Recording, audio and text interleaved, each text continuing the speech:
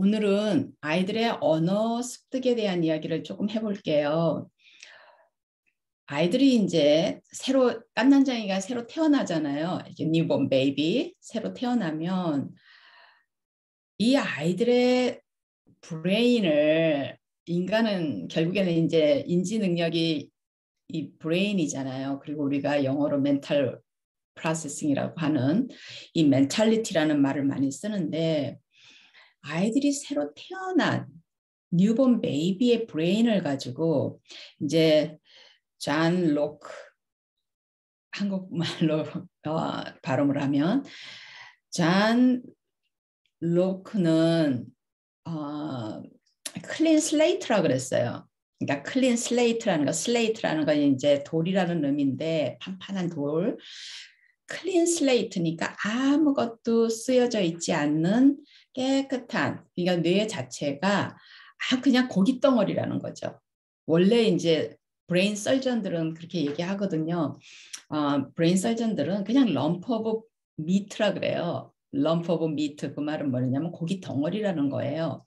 그러면 우리가 이제 미케니컬리 그냥 이렇게 텐저블리 우리가 이렇게 그냥 하나에 이렇게 보면은 느낌이 아무 움직이 없는, 그야말로 우리가 소고기를 이렇게 한 덩어리 사다 놓은 것 같은 이렇게 큰 덩어리를, 우리가 이제 미국에서는 무슨 로스트 비프 뭐 이런 그렇게 덩어리를 사다 놓은 것 같은 그런 브레인이라는 거죠.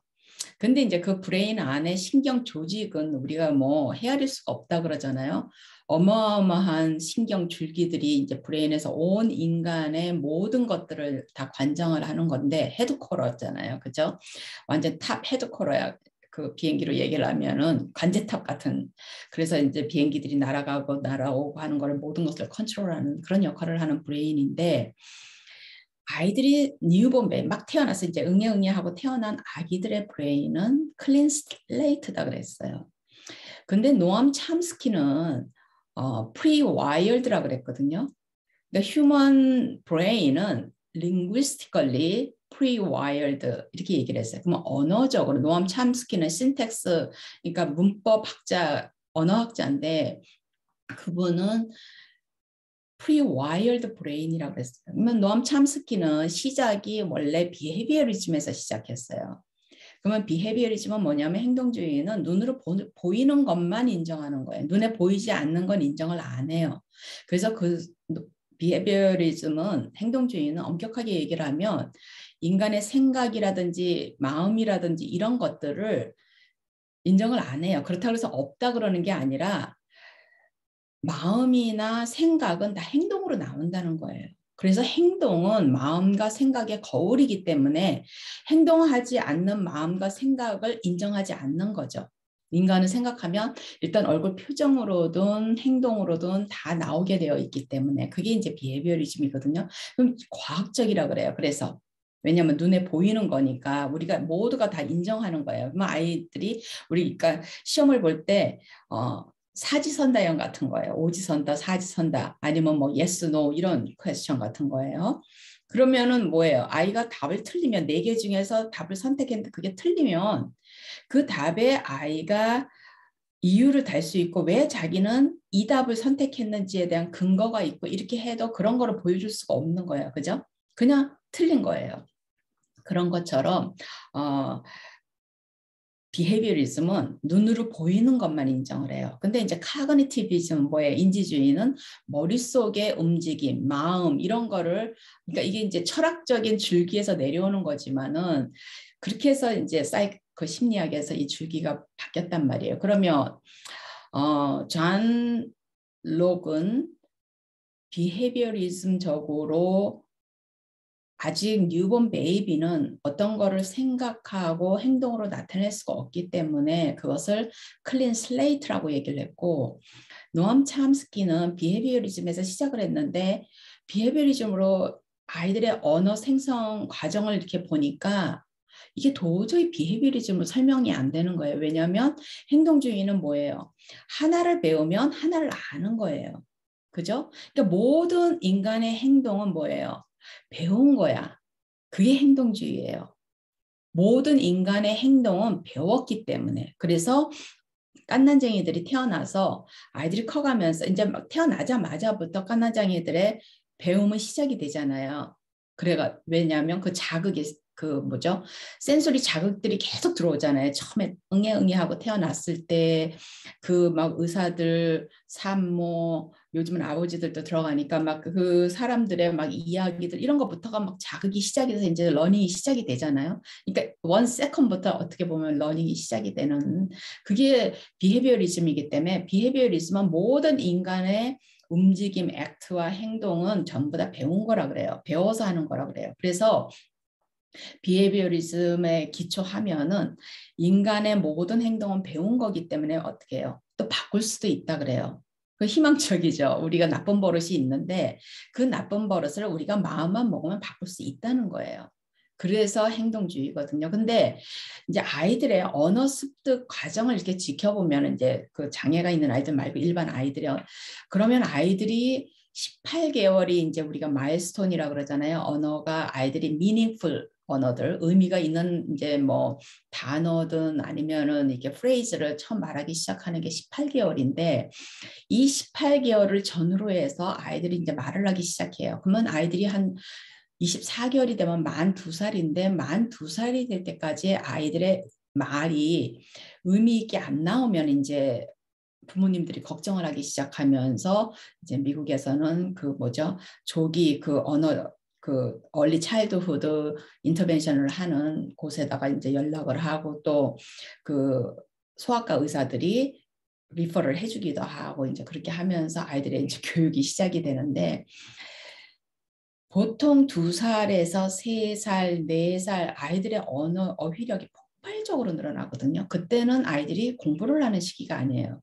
그러니까 버캐브러리라고 할 수 있는 우리가 버캐브러리 우리가 words가 있고 버캐브러리가 있잖아요. 그러면 같은 개념이지만 저는 이제 그거를 어떻게 분리를 하냐면 words는 그냥 말하는 언어, 그죠? 그래서 그냥 주워 들어서 아는 거예요.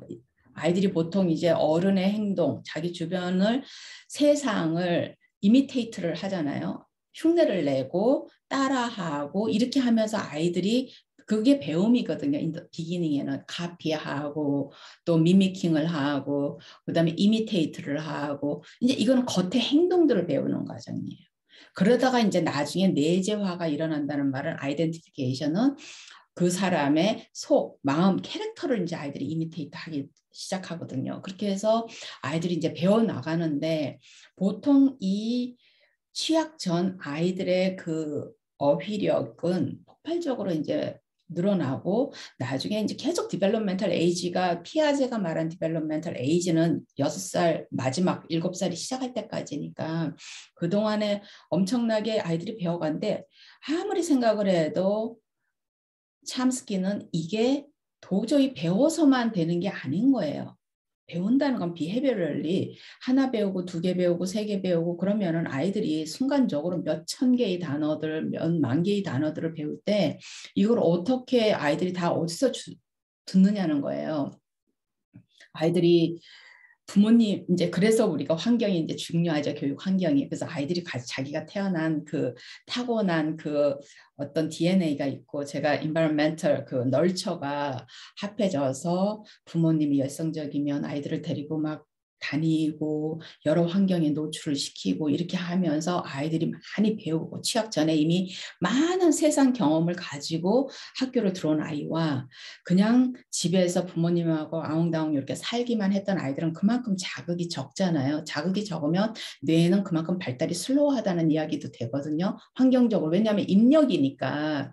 그죠? 그러면 어떻게 보면 비헤비어리즘하고도 비슷하잖아요. 그렇지만은 이제 아이들이 배워나가는 과정을 우리가 인지적으로 우리가 해석을 하지만 그래서 노암 첨스키는 나중에 인지주의로 바뀌었어요. 바꿔가지고 이제 노암 첨스키가 모든 인간은 프리와이어드 된 브레인을 가지고 태어난다 그래요. 그러면 프리와이어드 브레인을 우리가 쉽게 설명을 하면 솔라 패널 같은 거 아닐까 싶어요. 우리 솔라 패널 요즘 이제 뭐 태양광 그래서 시골에 제가 이제 한국에 이렇게 좀 그 시골 지역으로 갔더니 땅이 넓은데 그게 쫙 깔려 있더라고요. 그러면 그 이제 솔라 패널은 뭐예요? 해가 뜨지 않으면 솔라 패널은 아무 의미가 없어요. 그죠? 근데 솔라 패널은 미리 쫙 이제 깔려 있겠죠. 태양이 뜨면 그거를 에너지로 소킹을 해서 빨아들여서 그거를 에너지로 이렇게 전환하는 그런 시스템들이 이제 깔려 있을 거 아니에요. 그러니까 와이어드가 되어 있겠죠. 그래서 인간 뇌를 우리가 언어적으로 linguistically pre-wired 됐다고 하면은 이 개념으로 이해를 하면 굉장히 쉬울 것 같아요. 그러면 어때요? 한 개를 주면 그게 제곱이 될 수가 있는 거예요. exponential이 될 수가 있는 거예요. 그래서 이게 2 플러스 2가 아니라 2 times 2. 그러면 2 times 2나 2 플러스 2나 다 4잖아요. 그렇지만은 2 times 2 플러스 3 하면 5지만 2 times 3 하면 6이잖아요. 그죠? 그 다음에 3 플러스 3 하면 6지만 3 times 3 하면 9이 되잖아요. 그런 식으로 아이들이 배워나가는 게 어떻게 보면은 인지적으로 노암 첨스키가 말한 그 프리와이어드라는 말을 그렇게 해석을 하면 맞는 것 같아요. 그래서 저는 이제 이거를 어떻게 해석을 하냐면 제 first 챕터에 제가 Ability and Disability라는 챕터가 제 첫 번째 챕터거든요. 그 선생님들의 커리큘럼을 제가 이제 특수교육 쪽에 커리큘럼을 만들고 있는데, 그러면 왜냐하면 Ability와 Disability의 개념 정리가 돼야지만 그 다음을 나갈 수가 있는 거예요. 우리가 ability를 뭘로 보고 disability를 뭐로 볼 것이냐. 그러면 이제 노암 첨스키의 이 pre-wired, 존 락의 이 클린 슬레이트 이 두 개념을 봤을 때 ability와 disability를 보면은 이게 딱 해석이 되는 거예요. 그래서 제가 ability는 functional intelligence로 우리가 해석을 하고 disability는 potential intelligence로 해석을 하는 게 맞다고 제가 생각하는 거는 왜냐하면 potential intelligence는 뭐예요? 그거는 pre-wired 된 브레인을 타고났지만 자극이 없는 거예요. 자극이 없으면 그만큼의 아웃컴이 약하겠죠. 그죠? 그래서 프리와이어드의 개념을 우리가 능력을 가지고 아이가 태어나자부터 막 언어 능력이 있어가지고 막 이렇게 해석을 하면 안 되고, 태어났을 때는 존 락처럼 클린 슬레이트로 태어났지만 이미 그 뇌 구조 자체가 준비가 되어 있다고 봐야 될 것 같아요. 그래서 환경적으로 자극이 오면 이거를 아이들이 스폰지가 물을 빨아들이듯이 엄청나게 빨아들이는 거예요. 그래서 우리가 네이처와 널처가 같이 가야 되는 게, 네이처만 있다 그래서 되는 게 아니고 널처만 있다 그래서 되는 게 아니라 이게 같이 가야 되는 게, 아무리 우리가 네이처로 아이들이 DNA나 지인이나 이런 것들을 잘 타고나도, 머리가 좋게 잘 타고나도 이 널처가 여기서 자꾸 자극을 하질 않으면 뇌에 들어오는 용량 자체가 작아지잖아요. 이건 이제 어디에서 나오냐면 미국에서 그 부잣집 부모가 교육을 잘 받고 어느 정도 이렇게 좀 경제적으로도 되고 이런 집 아이들, 그다음에 이제 노동자, 중상은 아니어도 중상하 근처에 있는 아이들, 그래서 어느 정도 부모가 그래도 무슨 일을 하는 거와 상관없이 고등학교는 나와가지고 뭐 노동을 하더라도 부모가 어느 정도 이렇게 교육을, 우리가 사실 고등학교 졸업하고 나면 웬만큼 고등교육은 다 받은 거나 마찬가지거든요. 저는 그렇게 해석을 하거든요. 대학은 좀 더 전문적으로 가기 위해서 하는 거지, 고등학교 3학년을 졸업한다 해서 이 친구들이 세상을 살아나가는 데 있어서 지식이 부족하지는 않아요. 왜냐하면 고등학교 3학년 정도면 이해력이나 우리가 책을 읽고 이해하는 그 이해력이나 이런 교육들을 엄청나게 다 끝내거든요. 그 선에서. 그래서 이제 이렇게 나온 친구들이 나와가지고 이제 직업을 가지면 아무래도 이제 최소한 샐러리가 정기적으로 나오는 직업을 갖잖아요. 그러면은 뭐 잘 아주 그냥 돈이 남아돌도록 잘 살지는 못해도 그래도 뭐 한 달에 의식주를 걱정하지 않을 정도로 살 수 있어요. 그 정도 되는 집의 아이들. 그래서 우리가 그거를 워킹 클래스라고 그러거든요. 그 다음에 이제 밑바닥에는 뭐냐면 정부가 주는 보조금에 의해서 사는, 그죠? 우리 그런 아주 가난한 그 집안의 아이들, 이렇게 해서 이제 비교를 해놓은 연구들이 미국에 이제 꽤 많은 연구들이 있는데, 거기를 보면서 그 연구들을 에서 무슨 연구를 하냐면 아이들의 어휘력을 테스트를 하는 거예요. 이 상중하로 이제 그 가정을 부모님을 그러니까 가정보다는 부모님의 레벨을 상중하로 놓고 이 상에 있는 집안의 아이들, 중에 있는 집안의 아이들, 하에 있는 집안의 아이들, 요 아이들의 어휘력을 체크를 했는데 이 상과 하의 아이들의 이 어휘력 자체가 어마어마하게 다른 거예요. 그 숫자가 어마어마하게 달라서 우리가 뭐 30 밀리언 버케브러리가 다르다는 연구도 있고 아니다. 그냥 5 밀리언 버케브러리 정도 다르다. 뭐 이런 엄청나죠. 그 숫자만 해도. 왜 이렇게 어휘력이 중요하냐면 어휘력은 인간의 두뇌 능력하고도 같아요. 어휘력하고 제가 그 랭귀지와 인지 능력은 같이 간다. 그때의 인지 능력은 이제 배움에 관계되는 인지 능력의 학습 습득의 인지 능력이거든요. 그거와 어휘력은 제가 같이 간다 그래요. 그렇기 때문에 절대로 인지 능력이 굉장히 좋은데 어휘력이 낮고 어휘력이 굉장히 좋은데 인지 능력이 낮고 이렇게 할 수는 없어요. 어떻게 보면 이제 인텔리전스, 그 지적 능력도 마찬가지고 그렇기 때문에 랭귀지 스킬은 굉장히 중요하거든요. 그래서 그렇게 우리가 선생님으로서 부모님으로서 그렇게 정리를 하면 이해가 좀 더 쉬울 것 같아요. 그래서 절대로 네이처로 저는 네이처의 그 개념은 차라리 능력도 능력이지만 IQ 능력도 능력이지만 아이들의 기질을 보는 걸로 더 우리가 초점을 맞추면 어떨까 싶어요. 왜냐하면 이게 네이처와 널처만 가지고 아이들의 그 아이들이 살아가는 데 있어서 정말 그러니까 부모님들이 얘기하는 그런 어떤 그 물질적이거나 아니면 사회 지위적으로 성공을 하고 자기 자리를 잘 잡아서 나가는 게 요 두 가지만 가지고 되는 게 아니에요. 네이처는 자연이 준 거고, 그죠? 널처는 이제 자기가 태어난 집안의 복골복인 부모님이 준 거고, 거기에 저는 개인의 나라는 나도 거기에 들어가서 이게 그러니까 삼각형이 되는 거거든요. 이게 정삼각형처럼 네이처가 있고 환경적인 널처가 있고 여기에 나가 있는 거예요. 나의 기질. 이 기질 또한 내가 타고난 기질도 있고 환경적으로 받는 기질도 있지만 저는 이 기질이 타고난 기질이 좀 더 크다고 봐요. 그러니까 우리가 아이들을 봐도 그렇잖아요. 우리 아이들이 이제 아이들을 한 명 이상 가지신 분들은 그래서 한 명 이상 아이들을 키워보신 분들은 다 그 말을 할 거예요. 어쩜 이렇게 둘이서 두 아이가 있으면 둘이 다 완전히 정반대. 세 명이 있으면 삼각형, 네 명이 있으면 사각형인 거예요. 꼭지점이 아이들이 다른 거예요. 그렇게 달라요. 이건 뭐 능력보다는 이 기질이 다르고 아이들이 성격이 달라요. 그렇기 때문에 이 나를 빼놓을 수가 없어요. 그러면은 네이처가 있고 널처가 있지만 나의 의지, 그죠? 나의 기질, 나의 욕심 이런 것들이 여기에 같이 가는 거예요. 근데 이 나는 또 어때요? 네이처와 널처가 같이 형성이 되지만 제가 봤을 때 저는 개인적으로 이제 엄마로서 교육자로서 이렇게 봤을 때 아이의 그 기질은 네이처가 좀 더 강하다는 거. 거기에 이제 부모님이 어떻게 아이를 키우는가에 대해서 또 달라지기도 하죠. 그래서 우리가 이렇게 보면은 영웅이 나타나잖아요.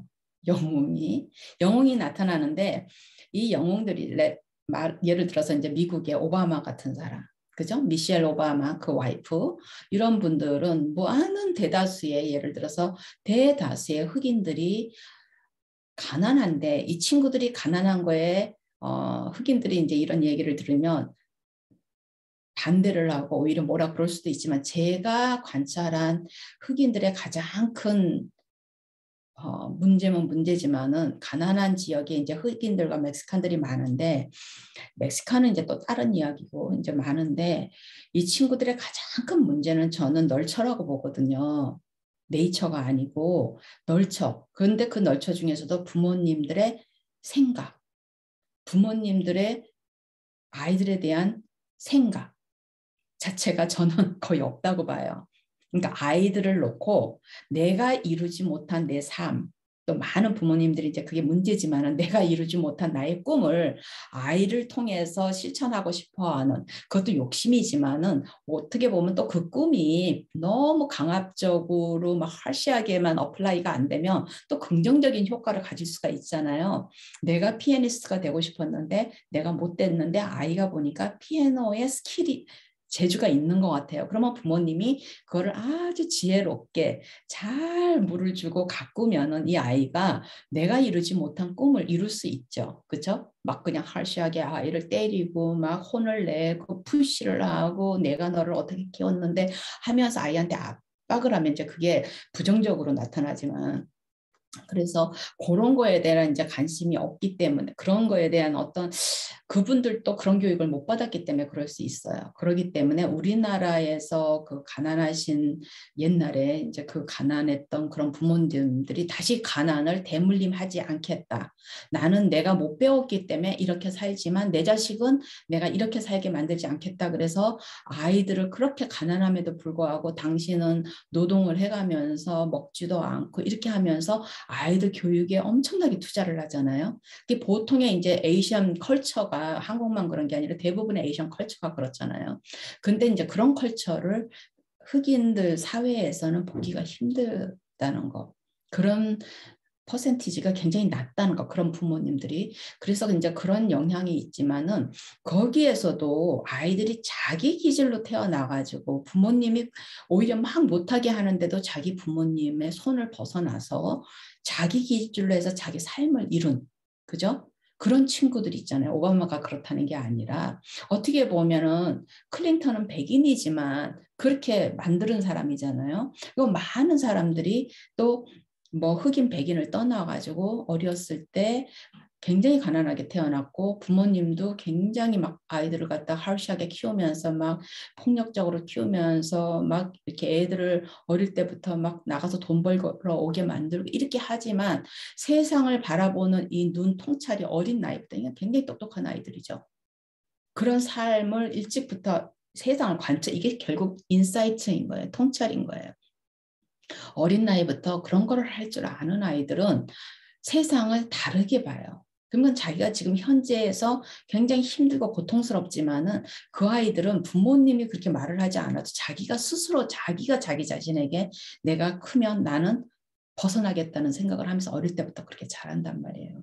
그러니까 노암 참스키 이야기하다가 결국 이렇게 빠졌는데 결국에는 이제 어휘력이 랭귀지가 이제 인지 능력과 같고 그래서 우리가 이 어휘력이 굉장히 중요하고 그죠? 그다음에 이제 아이들이 취학 학년이 되잖아요. 취학 학년이 돼서 아이들이 이제 학교를 들어오면 결국에는 어렸을 때 그 5년 동안에 이제 미국의 아이들을 5살로 기준을 하면 그 5년 동안에 아이들이 얼마만큼의 단어 어휘력을 아이들이 가지고 자랐느냐에 따라서 학교 들어와서 이제 그게 다르죠. 그래서 우리가 아이들을 읽기를 될 수 있으면 일찍 가르치는 게 좋아요. 저는 그렇게 생각을 해요. 제가 특수교육에 있어서 그러는 게 아니라 일찍 가르치는데 이제 그 뭐죠? 유아교육을 하시는 분들 또 유아교육의 구조주의 이론들 이런 이론들은 굉장히 반대를 해요. 아이들에게 일찍 그걸 갖다가 학과목이라고 생각을 하고 그런 아이들에게 그런 어떤 아카데믹 쪽에 노출을 시키는 걸 너무 일찍 시키는 거에 대해서 굉장히 반대를 하거든요. 근데 저는 이제 저희 학생들한테도 그런 얘기를 하지만 이거는 학과목 목적이 중요한 게 아니라 방법이 중요한 거라고 저는 얘기를 해요. 아이들이 에게 읽기를 가르쳐야 되느냐 안 되느냐를 얘기를 하는 게 아니라 아이들에게 읽기를 가르치는데 스트레스를 주느냐 안 주느냐 아이들이 즐겁게 읽기를 배우느냐 아이들이 하기 싫어하는 걸 부모님이 강제로 해서 읽기를 가르치느냐 그 차이거든요. 왜냐하면 특히나 이제 아이들은 어때요? 모빌리티가 디펜던트이기 때문에 어릴 때 아이들이 거의 만 2살까지는 집안에서 왔다 갔다 하잖아요. 그죠? 완전히 걸음이 확실해질 때까지. 그럼 밖에 나가는 거는 부모님의 몸에 의지해서 아이들이 다닌단 말이에요. 물론 차로 이제 이동은 하지만 차로 이동하는 거야. 뭐 배우는 게 거의 없으니까 걸어 다니고 보고 이렇게 하는 게 이제 배우는 건데 결국에는 이제 아이들이 어리고 다리가 짧으니까 어른의 보폭을 따라가지도 못하고 그러니까 어른들이 보통 뭐 3살, 4살, 5살까지도 벌쩍 아이들을 이제 안아가지고 업어가지고 이제 다닌단 말이에요. 그렇게 하면서 이제 무수하게 아이들이 눈으로도 엄청나게 듣지만 어린 나이에는 귀로 듣는 것도 굉장히 많잖아요. 그래서 아이들이 사람의 목소리와 사람의 소리와 자연에서 나오는 다른 소리들을 아이들이 구별, 그러니까 meaningful 언어와 meaningless 언어들을 아이들이 구분하기 시작해요. 그러니까 그게 이제 auditory discrimination이 되잖아요. 그래서 의미 있는 소리는 어떻게 해요? 사람이 만드는 소리들. 그다음에 의미 없는 소리들은 그냥 소음이죠. 그렇지만은 또 그 소리들 중에서도 아이들이 이제 구분을 하기 시작하잖아요. 백큐um 소리. 그렇죠? 그다음에 잔디 깎는 소리, 시끄러워도 그다음에 자동차 소리, 기차 소리 이렇게 소리들을 이제 아이들이 구분을 하면 처음에 아이들이 잘 구분을 못 해가지고 그게 무슨 소리인지 모를 때는 아이들이 공포를 느끼고 소리를 지르고 울고 막 그런단 말이에요. 그러니까 저기 어린 아이들이 이게 이제 자폐 아이들에게서 나타나는 증상이잖아요. 아이들이 해석을 못하니까 그 소리가 무엇인지 해석을 못하면 공포가 돼요. 어른도 마찬가지예요. 우리가 캄캄한 밤에 어디를 걷다가 빠시락 하는 소리만 나도 우리가 어떻게 해요? 온 몸이 딱 긴장이 돼. 특히 여자들은 그러거든요. 여자들은 프리데이러의 그 포식자의 그 DNA가 거의 없기 때문에 긴장을 해요. 몸이 벌써 이제 어디서 이렇게 공격이 올지 모르기 때문에 긴장을 하고 심한 경우는 저 같은 경우는 못 움직여요. 그 자리에서. 근데 이제 도망가는 사람들이 있고 그죠? 놀랐을 때 도망가는 사람이 있고 그 자리에서 저처럼 얼어가지고 못하는 사람이 있고 또 이제 돌아서서 싸우는 사람이 있고 근데 이제 여자들이 싸우기는 굉장히 제가 이해하는 여자들은 요즘 이제 여인들은 좀 다를 수 있어요. 근데 그렇게 이제 그런데 무슨 얘기를 하다 이 얘기를 했는지 갑자기 생각이 안 나네요.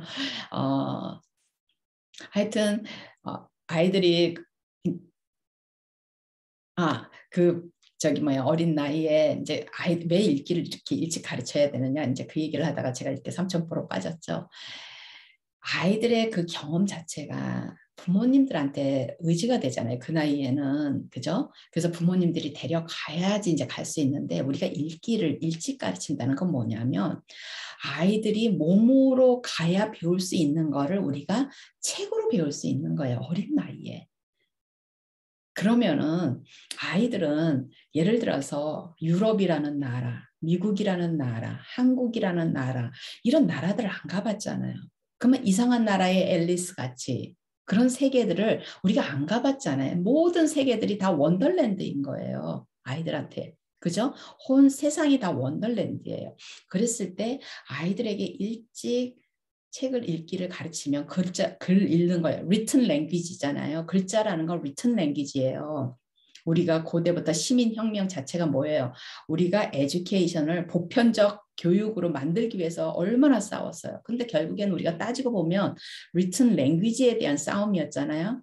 세종대왕과 뭐 그 한자를 배우던 그 상위의 탑 클래스들이 세종대왕이 한국 저기 뭐야 업무를 만들 때 엄청나게 반대했던 게 왜 그래요?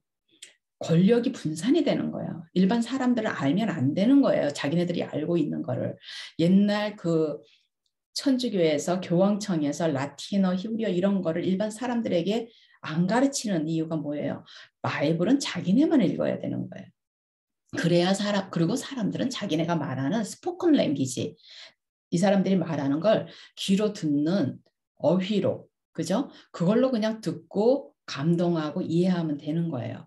그 사실을 아는 거를 원하지 않는 그건 뭐 기본적으로 너무 내추럴한 방법 너무 이해가 되잖아요. 인간이라는 것이 원래 파워가 있는 사람들은 그 파워를 나누고 싶어 하는 사람은 거의 없어요. 그러니까 정치적인 것도 지금 이 난리를 하는 것도 결국엔 뭐예요? 파워의 카르텔을 일반 파워 없는 사람들이 깨느냐 안 깨느냐에 그래서 같이 그 파워를 같이 쉐어하느냐 안 하느냐에 그 차이잖아요. 그래서 그 마이클 모어 미국의 마이클 모어가 만든 그 많은 그 뭐죠?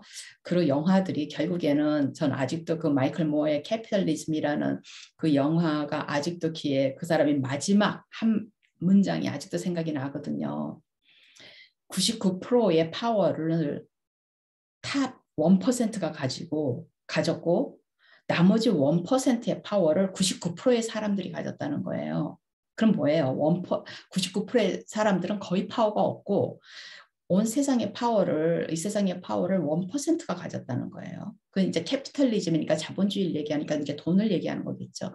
하지만 보트는, 선거권은 99%의 사람들이, 1%의 사람들이 99%의 선거권을 가지고 있고, 그죠? 1%밖에 파워가 없는 사람들이 99%의 선거권을 가지고 있고, 그 99%의 파워를 가진 사람들은 1%의 선거권밖에 없다. 1%가 99%의 파워를 가졌잖아요. 그죠? 근데 이 사람들은 1% 자체니까, 선거권은 한 사람당 한 개니까 결국 선거권은 1%밖에 없는 거예요. 근데 이 99%의 사람들이 1%밖에 파워가 없는데 이 사람들은 선거권을 99%를 가지고 있다는 거예요. 그럼 시사하는 바가 뭐예요? 우리가 그 카르텔을 깰 수 있다는 거잖아요. 하여튼 그것 때문에 이제 그런 이야기를 이제 여러 가지를 하여튼 이야기가 이제 계속 갈 수가 있지만은, 아이들에게 읽기를 가르치는 거는 어려운 방법이 아니에요. 방법상의 문제지 읽기를 가르치고 안 가르치고의 문제가 아니에요. 저는 아이들에게 이제 그런 깊은 뜻을 가지고 제가 아이들에게 읽기를 가르칠 때는 깊은 뜻이 있어서 가르쳤던 건 아니에요. 하지만 언어가 뇌 기능을 발달시킨다는 거는 알았어요. 제가 이제 막 초년 엄마가 되었을 때 교육을 전공으로 했기 때문에 언어가 아이들의 인지 능력과 지적 능력을 한다는 걸 알았기 때문에, 제가 별로 머리가 그렇게 좋은 사람이 아니어서 제가 임신을 했을 때, 첫 아이를 임신했을 때 제가 그랬거든요. 저한테 내 아이가 나중에 커서 리어카 한국 발음하면 리아카를 끌고 배추 장사를 하더라도, 그때 당시에는 이제 리어카를 끌고 다니면서 배추를 팔고 다니시는 분들, 골목에서 뭐 과일도 팔고 뭐 두부도 팔고 이렇게, 저희 어릴 때는 그랬거든요. 그 골목골목을 다니면서 차가 안 들어가는 골목들이 워낙 많았기 때문에 그렇게 팔더라도 머리는 좋아야 된다고, 제가, 왜냐하면 제 머리가 너무 산만했기 때문에, 제가 그래서 굉장히 공부에 대한 욕심은 많았지만 공부를 하는 게 굉장히 힘들었었거든요. 저의 그 산만한 어텐션을 이게 컨트롤하느라고. 그래서 그런 생각을 했기 때문에 그런 쪽으로 좀, 아이를 임신했을 때 제가 관심이 많아서 이제 책도 읽고 그러다가, 제가 글렌 도만이라는 사람의 뭐 우리 아이도 읽기를 할 수 있다 그랬나, 아무튼 그 책이 제목을 이제 정확하게 한국말로 어떻게 제목이 됐는지 모르지만은 How to Teach Your Child to Read인가 그래요, 영어로는. 그래서 그 책을 읽으면서 이제 플래시 카드를 가지고 아이한테 가르치는 방법을 제가 이제 배워서, 우리 아이가 100일이 되는 날 그 책을 읽고, 그때부터 이제 아이들한테, 우리 큰아이한테 이제 그 카드를 가지고 그 방법을 따라서 이제 읽기를 가르쳤어요. 그랬더니 아이가 정말로 말을 하기 전에 그때가 아마 12개월 돌 때였던 것 같아요. 그 1살 정도 됐을 때 아이가 저와 저희 엄마가 하는 이야기를 옆에서 돌아다니면서, 이제 다 언어 자극이에요. 그렇죠? 환경이 굉장히 중요한 거예요, 아이들은. 그러니까 막 얘는 이제 아직 12살이니까 잘 걷지도 못하잖아요. 그러니까 막 기기도 하고, 아마 보행기에, 제가 일찍 안 쳤기 때문에 보행기 위에 앉아서 그랬을 거예요. 근데 거기서 이제 하다가, 아무튼 보행기는 아니었나 봐요. 바닥에 있었으니까 그랬겠죠. 가가지고 그 제가 카드를 넣어놓은 그 베스킷에 가서 카드를 꺼내서 글자를 가져와서 저한테 주는 거예요. 제가 깜짝 놀랐어요. 그래서 제가 그날 방바닥에다 그동안 했던 카드를 쫙 펼쳐놓고 이제 아이한테 이제 단어를 말하면서 달라 그랬더니 아이가 막 다 갖다 주는 거예요. 그래서 얘가 습득을 했구나. 왜냐하면 아이가 아직 말을 안 하니까 이 카드를 제가 보여주면서 시키기는 하지만 아이가 아는지 모르는지 몰랐어요. 근데 아이가 너무 좋아했어요. 저랑 앉아가지고 그 카드놀이 하는 거를, 아이를 제 무릎에 앉혀놓고 이제 이렇게 손을 아이를 안아가지고 이렇게 해가지고 이제 카드를 제가 보여줬는데, 이 아이는 그냥 놀이인 거예요. 엄마 품에 앉아서 엄마랑 같이 뭔가를 한다는 거. 그래서 방법이 중요해요. 아이가 엄마 품에 앉아서 엄마랑 논다는 게, 이건 노는 거예요. 아이한테는 그림을 보여주나 카드를 보여주나 물건을 가지고 하나 아무 차이가 없어요, 아이들한테는. 이거는 공부고 이거는 놀이고 이러질 않아요. 그냥 엄마랑 같은 시간을 가지고 엄마가 나를 안고 엄마가 뭔가를 보여주고 나는 그냥 보는 거예요. 엄마가 보여주는 걸 그냥 보는 거예요. 그러니까 아이가 움직이지도 않고 그러고 앉아 있었어요. 우리 둘째는 또 달랐어요.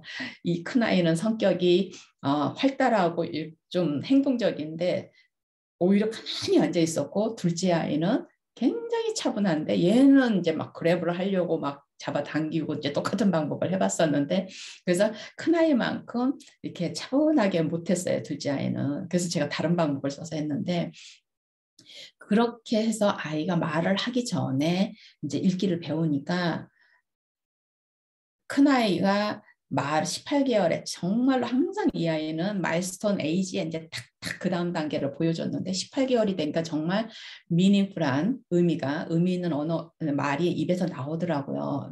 잘 문장은 아니었지만 그래도 이제 아이가 말을 하기 시작하고 의사 전달을 하는 거예요. 저희한테 말로. 그래서 하는데 아이가 발음이 굉장히 똑똑하니까 그러니까 아기 발음을 안 하는 거예요. 왜냐하면 그동안 자기가 3개월 때부터 18개월이니까 한 15개월 동안 들었잖아요. 엄마가 또록또록하게 읽어주는 단어를 들으니까 아이가 아직 이 구강 구조가 말을 그 articulation을 정확하게 할 수 있게 아직 형성이 안 됐는데 아이가 말을 정확하게 하는 거예요. 애기 해달하게 말을 안 하는 거예요. 애기 발음을 안 하는 거예요. 그러니까 제가 제일 많이 놀랬던 게 할아버지 발음이 굉장히 애들은 어려워요. 하면은 벌써 리을 발음할 때 혀가 이제 천장을 이렇게 쳐야 되잖아요. 그러면은 아직까지도 아이들이 그 애기 때 이 구강 구조가 안 돼 있다는 말은 이 오럴 모로 입에 있는 그 뭐죠?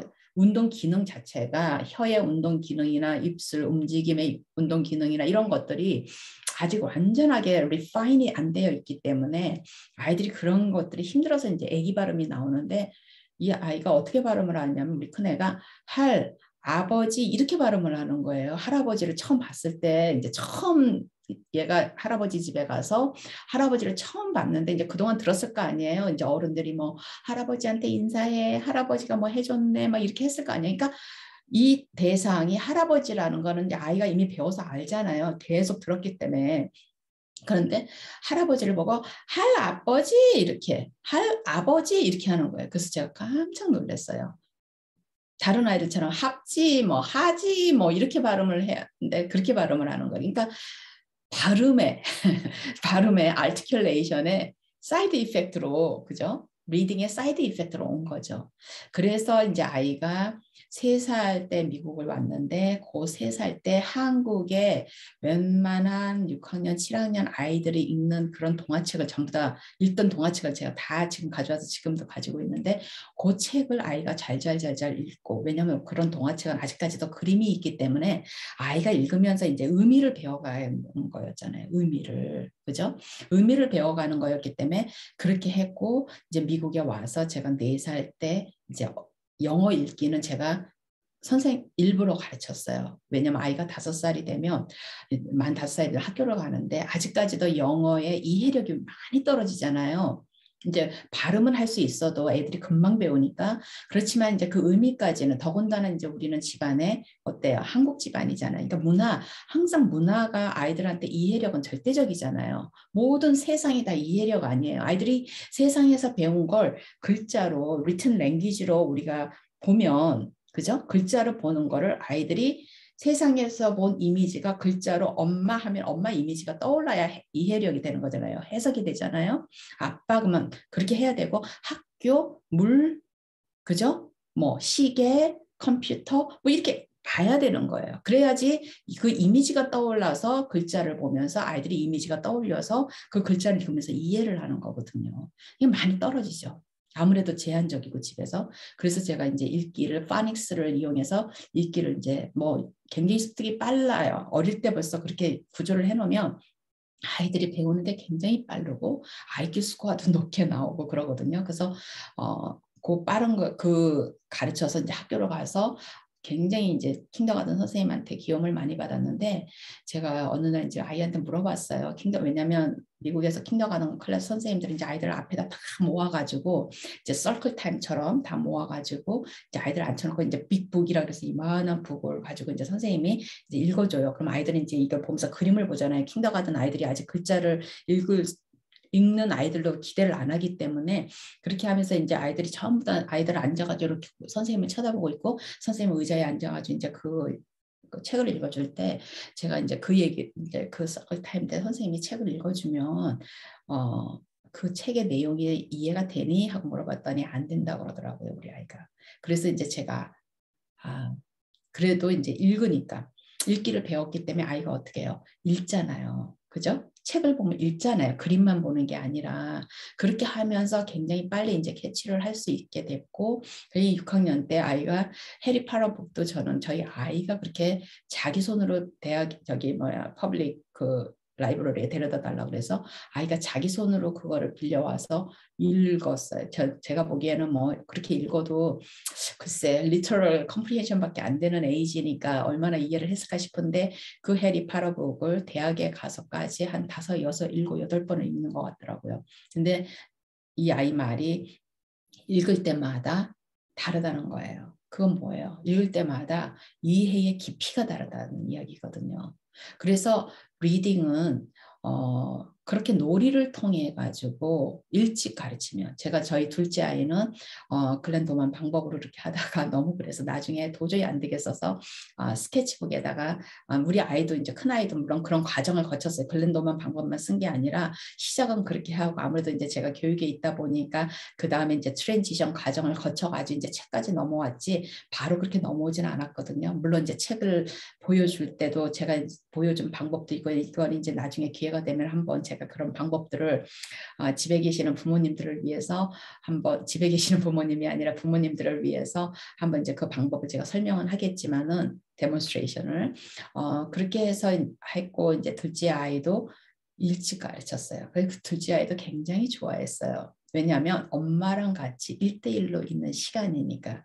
근데 제가 둘째 아이를 가르칠 때는 이미 제가 박사 과정에 있었고 선생님 일을 하고 정말 눈코 뜰 데가 없이 바쁠 때여가지고 우리 아이를 가르치기 위해서 그다음에 절반은 제가 조금 이제 경제적으로 도움을 받기 위해서 이 미국에 있는 한국 그 커뮤니티에 3살짜리, 4살짜리 부모님들 를 모아서 한번 아이를 가르쳐 보겠냐 내가 읽기를 가르칠 테니까 해보겠냐 그래서 일주일에 한 번씩 꼬맹이들 정말 3살 반, 4살 요 아이들을 모아가지고 제가 읽기를 가르쳤어요. 다 똑똑하게 애들이 잘하고 있어요. 잘하고 있는 걸로 알고 있어요.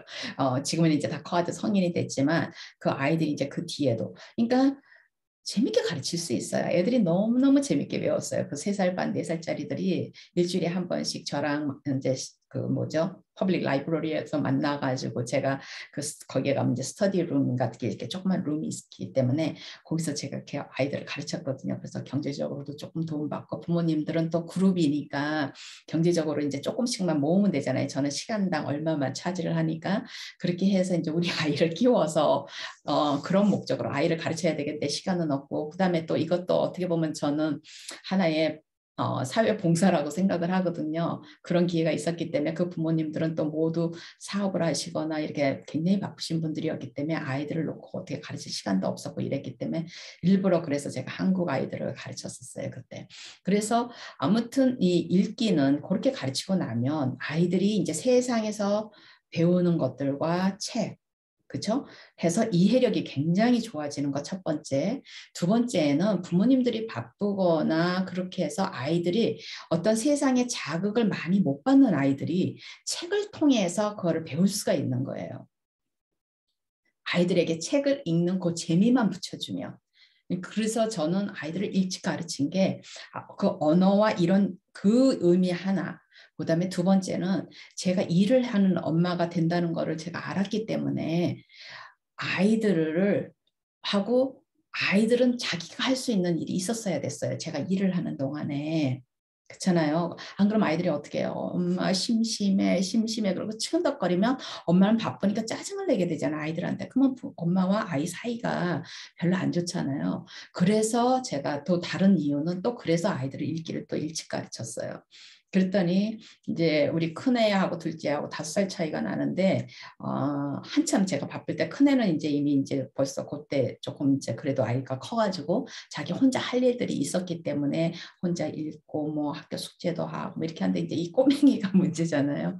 그러니까 앉아가지고 이제 꼬맹이랑 저랑 그래서 저는 항상 이제 몸이 항상 아이들과 같이 있었다 그랬잖아요. 그래서 카우치에 앉아서 앞에다가 이제 제가 이렇게 조그만 테이블을 놓고 저는 일을 하면 우리 둘째는 막 정신없이 제가 컴퓨터로 일을 하다 보면은 갑자기 어머 얘가 어디 갔어? 그러고 딱 보면은 이제 카우치 위에서 띵굴 하면서 이제 책을 들고 이제 아이가 읽다가 저한테 와서 비비다가 또 제가 이제 컴퓨터에 이렇게 일을 하면 요 사이로 들어와서 이제 둘째 아이가 좀 굉장히 몸이 가늘었거든요. 길고 가는 들어와가지고 저한테 거꾸로 이제 코알라 같이 안기면서 엄마 재밌냐고 Mom, are you having fun? 뭐 이러면서 저한테 그러니까 이해가 안 가겠죠. 컴퓨터 그때는 아이가 뭐 컴퓨터에서 뭐가 하는 건지도 모르니까 그 컴퓨터를 그렇게 하루 종일 쳐다보고 있는 엄마가 정말 재밌어서 이렇게 보나 하는 궁금한 그 어린 마음에 그랬기 때문에 이제 영어로 Are you having fun, mom? 뭐 이러면서 코알라 같이 한번 안겼다가 그래서 코알라 같이 안겨가지고 아이는 뒤로 엄마 뒤에 책을 들고 이러고 있고 엄마는 아이를 안고 앞에서 이렇게 해가지고 컴퓨터로 일을 하고 그러다가 이제 또 이제 불편하면 자기가 또 떨어져 나가서 또 하고 그랬었어요. 그래서 저는 물론 이제 미국 선생님들한테도 그러고 미국 부모님들한테도 기회가 되면 제가 그런 얘기를 하지만 특히나 아이들이 조금 발달이 늦는 것 같은 아이들, 언어가 조금 늦는 것 같은 아이들일수록 깐난쟁이 태어나자마자부터 그렇게 아이들을 좀 엄마가 안고 그런 노출을 인텐셔널이지만 놀이처럼 아이들에게 이렇게 글자를 보여주면서 그러면 아이들은 그걸 글자를 가지고 아이들이 뭐 처음부터까지 읽는 게 아니에요. 아이들이 그림을 보여주면 그림의 사진을 찍잖아요. 센소리 레벨이기 때문에 그냥 보면 통으로 그냥 그 속에 뭐가 이렇게 디테일을 못 봐요, 아이들이. 그냥 사진을 찍듯이 아이가 영상을, 비주얼 영상을 만들어서 아이들이 입력을 하거든요, 뇌 속에. 그래서 뭐 바나나, 사과, 토끼, 호랑이, 뭐 사자, 영상을 찍어서 이렇게 하듯이 통문자로 아이들이 영상을 찍어서 글자도 똑같은 거예요, 아이들한테는. 그죠? 똑같아서 그런 그림을 영상을 찍어서 기억하듯이 아이들이 글자를 영상을 찍어서 기억을 해요.